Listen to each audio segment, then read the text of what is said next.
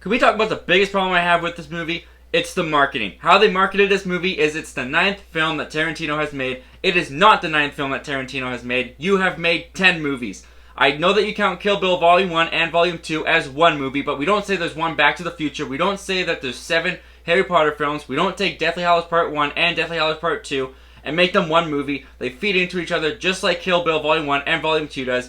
You've made 10 movies. Retire already. Except please don't, because you make such good movies. Hey everybody, and thanks for clicking on this video and checking out my channel. So I just got back from seeing the newest Quentin Tarantino movie, Once Upon a Time in Hollywood. So I thought I'd jump on camera and give my thoughts and opinions about it. If you'd like to talk about this movie with me, I welcome you to do so, and I'd love for you to do so. Just comment all your thoughts and opinions down in the comment section below, and let's get a fun conversation going. And with all that out of the way, let's talk about the newest Quentin Tarantino movie, his 9th film, Once Upon a Time in Hollywood. So Once Upon a Time in Hollywood stars Leonardo DiCaprio as Rick Dalton, Brad Pitt as Cliff Booth, and Margot Robbie as Sharon Tate. It follows the story of famous TV actor in 1969 Rick Dalton and his stunt double Cliff Booth trying to stay relevant in Hollywood after the cancellation of their Western television show.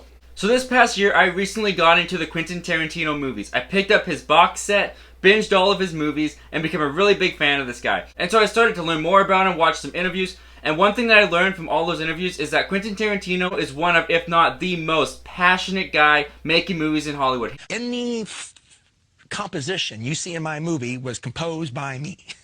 And that's what we meant to do that minute of that day. His knowledge about movies is unchallenged in my opinion. The stuff that this guy knows about movies is insane. The amount of movies that he knows is insane. And if you watch him in any interview, that passion of film really comes through. And it really gave me a lot of respect for him as a filmmaker. And he really gets to show his love and passion and understanding of older films in this movie. In this movie, Leonardo DiCaprio plays Rick Dalton, a Western TV actor trying to make it into movies and trying to stay relevant after his TV show's been canceled. And Quentin Tarantino is able to have a lot of fun with that. He's able to show old style kind of 50s commercials, old style 50 TV shows, down to like the film filter, the way they're shot, the aspect ratio, everything about it. He makes it feel very authentic and real to the time setting of 1969 that this movie is taking place in. And Rick Dalton being a Western TV actor really works for his character situation because much like the Westerns will become, Rick Dalton is starting to become irrelevant in Hollywood. He's trying to stay relevant. He's trying every which way. But all he can end up getting is playing these villain roles in these other TV shows as cameos and guest stars. And so due to that, he's really struggling in his career. And it leads to Leonardo DiCaprio playing a very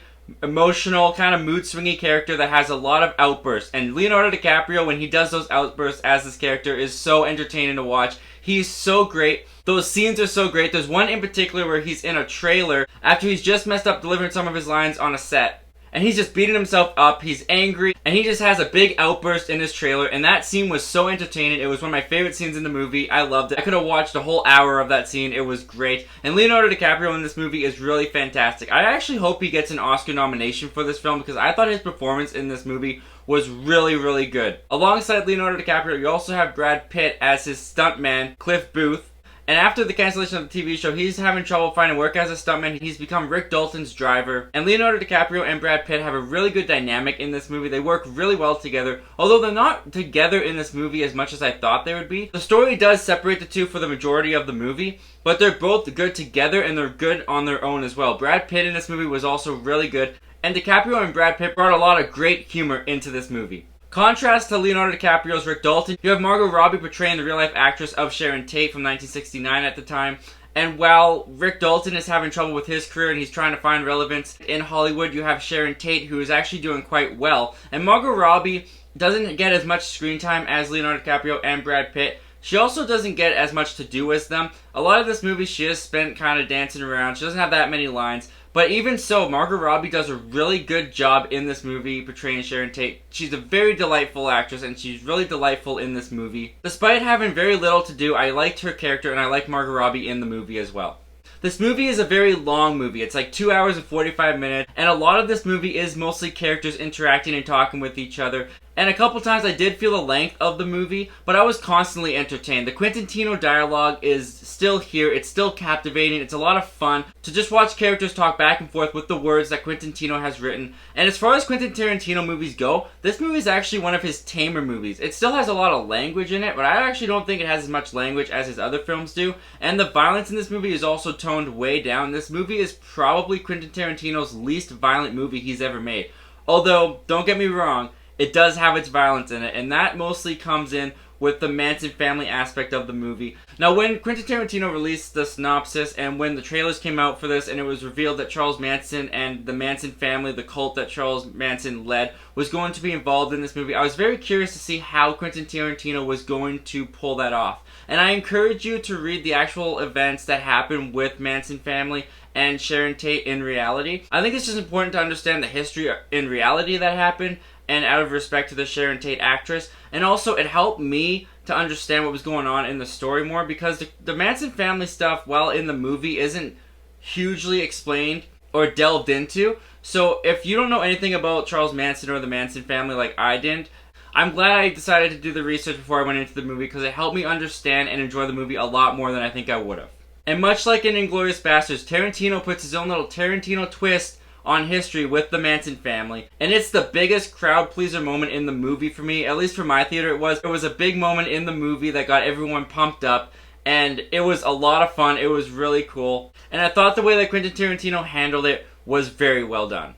And in the end, Quentin Tarantino's Once Upon a Time in Hollywood is another great Tarantino film. It's actually among one of my favorite Tarantino films right after seeing it. I had a great time with this movie. I loved it. It's got top-notch performances by Leonardo DiCaprio, Brad Pitt, Margot Robbie. It's got that great and unique Quentin Tarantino directing style. It's got the snappy dialogue. It's got some of the violence. For me, it had a really investing story, and I can't wait to watch it again. And if you're a Quentin Tarantino fan, I think you're really going to like this film as well. Anyway guys, those are my thoughts and opinions on the newest Quentin Tarantino film, Once Upon a Time in Hollywood. But what did you think about Once Upon a Time in Hollywood? Comment down below, let me know. I want to know all your thoughts and opinions about this movie, and where does it rank amongst your Quentin Tarantino films?